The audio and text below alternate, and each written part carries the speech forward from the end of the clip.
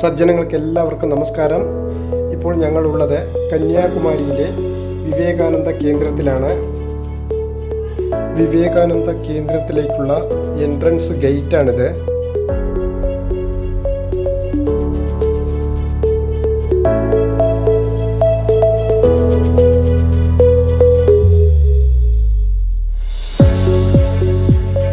വിവേകാനന്ദ മണ്ഡപത്തിലേക്ക് പോകാൻ ഞങ്ങൾ എല്ലാ സജ്ജനങ്ങളും ഇവിടെ വിവേകാനന്ദ കേന്ദ്രത്തിൽ എത്തിച്ചേർന്നിട്ടുണ്ട്.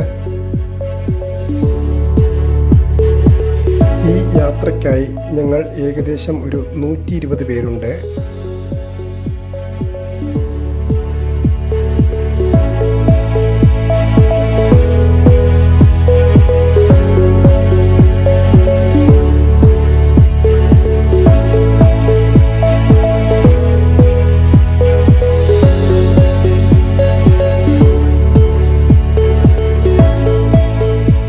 വിവേകാനന്ദ മണ്ഡപത്തിലേക്കുള്ള യാത്ര ഞങ്ങൾ ഇവിടെ നിന്നും ആരംഭിക്കുകയാണ്.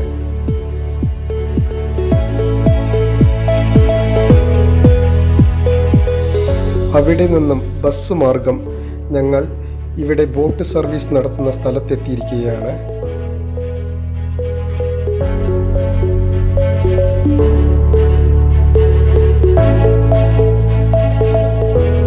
ബോട്ട് യാത്രയ്ക്കായി ഒരുപാട് ആളുകളുണ്ട്. ഞങ്ങൾ ടിക്കറ്റ് എടുത്ത് ക്യൂവിലിത മുൻപോട്ട് പോയിക്കൊണ്ടിരിക്കുകയാണ്. ഇവിടെ നിന്ന് തന്നെ ആ മനോഹരമായ വിവേകാനന്ദ പാറ, അതുപോലെ തിരുവള്ളൂർ സ്റ്റാച്ചു രണ്ടും നമ്മൾക്ക് കാണാൻ കഴിയുന്നുണ്ട്.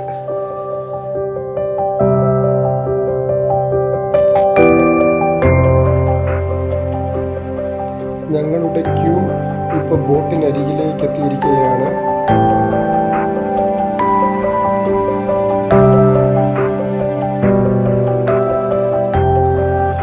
സേഫ്റ്റി ഫീച്ചറിൻ്റെ ഭാഗമായി ലൈഫ് ജാക്കറ്റ് ധരിച്ച് ഞങ്ങളെല്ലാവരും ബോട്ടിനകത്തേക്ക് കയറുകയാണ്.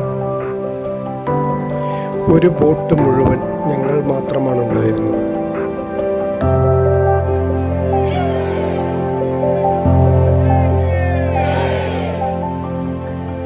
ശക്തമായ കാറ്റിലും തിരമാലയിലും ബോട്ട് ആടി ഉലഞ്ഞാണ് പോകുന്നത്.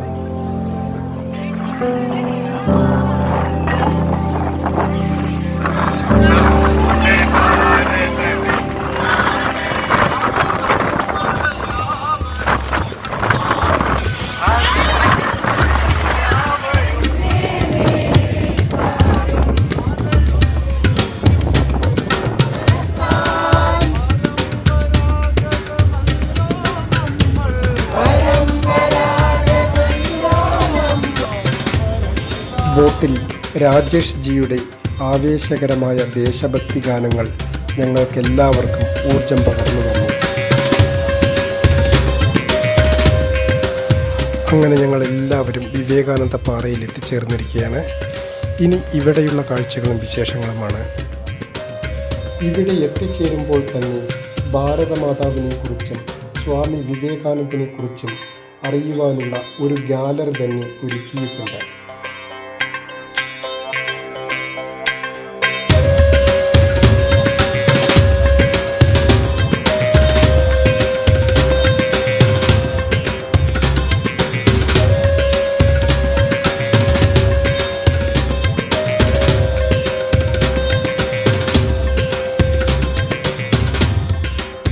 ഇനി നമ്മൾക്ക് വിവേകാനന്ദ മണ്ഡപത്തിൻ്റെ അകത്തേക്ക് പോകാം.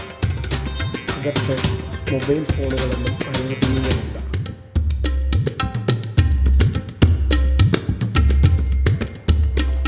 ഇവിടെ മുകളിൽ നിന്നും നോക്കുമ്പോൾ അറബിക്കടലും സിന്ധു മഹാസമുദ്രവും ബംഗാൾ ഉൾക്കടലും ഒന്നിച്ചു ചേരുന്ന ഈ ത്രിവേണി സംഗമത്തിൻ്റെ ഈ ഒരു കാഴ്ച ഒരു വല്ലാത്ത അനുഭൂതിയാണ്.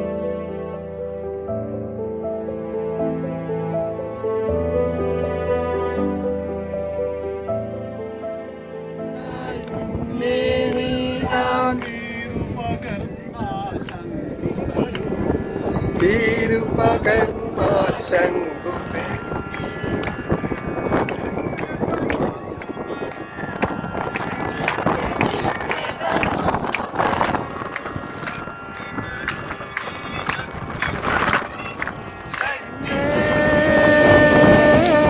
വന്ദേ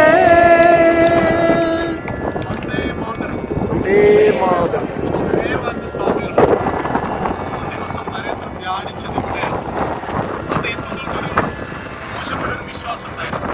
കടല് കടന്ന് പുറത്തു പോകരുത്, കടല് കടന്ന് പുറത്തു പോയാൽ ഹിന്ദു അല്ലാതായി തീരുമെന്ന ഈ സാമൂഹിക കാലത്ത് വെള്ളിയാഴ്ച ജനിക്കുന്ന കുട്ടിയോട് മുസ്ലിം ആകാൻ പറഞ്ഞു. കടല് കടന്നു പോകുവാൻ മുസ്ലിങ്ങൾക്ക് സാധ്യമായതുകൊണ്ട് കടപ്പുറത്തുള്ള നമ്മുടെ സഹോദരങ്ങളോടും മുസ്ലിം ആകാൻ പറഞ്ഞു. ഇങ്ങനെ അനാചാരങ്ങളും ദുരാചാരങ്ങളും ധാരാളം ഹിന്ദുവിലുണ്ടായിട്ടുണ്ട്. ആ കാലഘട്ടത്തിൽ കടല് കടന്ന് ചിക്കാഗോയിലേക്ക് പോകണം. ചിക്കാഗോയിലെ ലോകമത മഹാസമ്മേളനത്തിൽ പങ്കെടുക്കണം. നരേന്ദ്രൻ്റെ ഒരു ആശയം കുഴപ്പം, ഞാൻ എൻ്റെ ഗുരുനാഥൻ്റെ സമ്മതമില്ലാതെ എങ്ങനെ പോകും, ഞാൻ എങ്ങനെയാണ് ഇത് കേൾക്കുന്നത്, അങ്ങനെ അവിടുന്ന് പോകണമെന്നില്ലല്ലോ.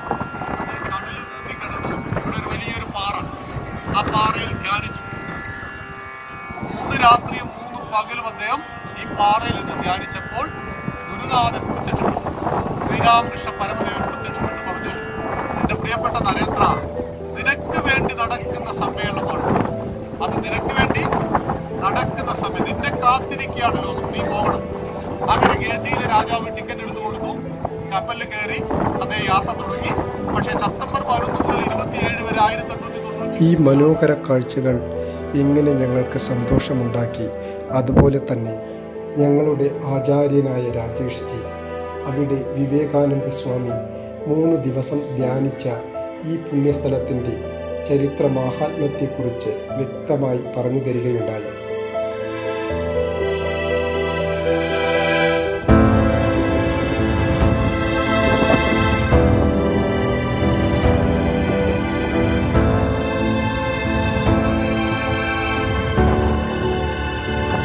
അതുപോലെ ഞങ്ങളെല്ലാവരും ഒത്തുചേർന്ന് സ്വാമി വിവേകാനന്ദ സ്തുതിഗീതങ്ങളും ഭാരതമാതാ സ്തുതിഗീതങ്ങളും ഒരുമിച്ചിരുന്ന് പാടുകയുണ്ടായി.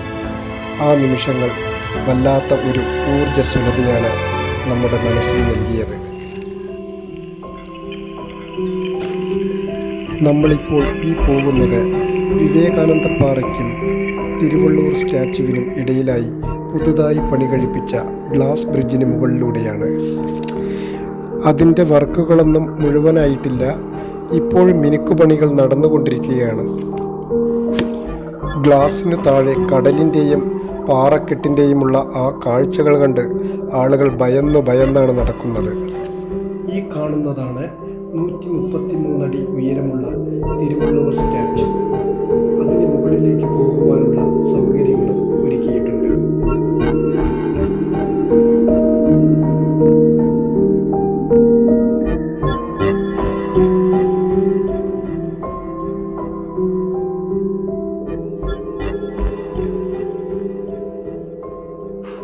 ഈ കാണുന്നതാണ് തിരുവള്ളൂർ സ്റ്റാച്യു.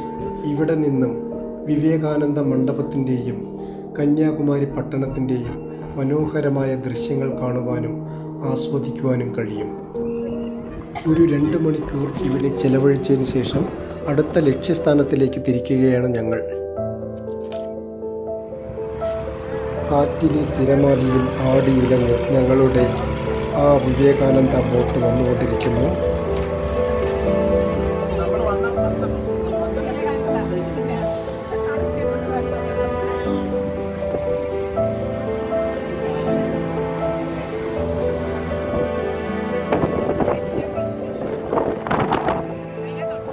സൗത്ത് ഇന്ത്യയിൽ ഇത്രയും മനോഹരമായ ഒരു സ്ഥലം ഉണ്ടോ എന്ന് കേട്ടാൽ അതിനുത്തരം ഇവിടെ വന്ന് കണ്ട് ആസ്വദിക്കുക എന്നതാണ്.